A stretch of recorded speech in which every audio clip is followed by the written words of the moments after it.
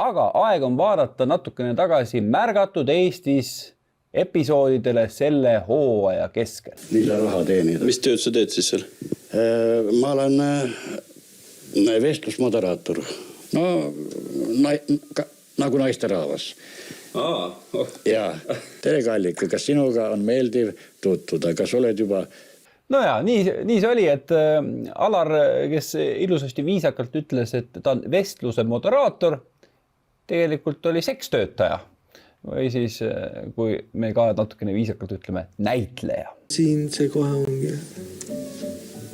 Auschwitz Vacation. Just.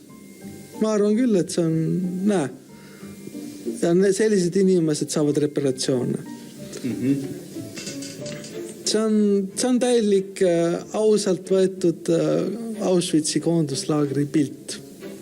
Nojah, kui mind pandaks kuhugi, kus on selline mõnus bassein, kus pakutakse head süüa ja juua, kus saab nautida kultuuri, siis võib-olla seda okastraati ei olekski vaja. Ma oleks seal isegi.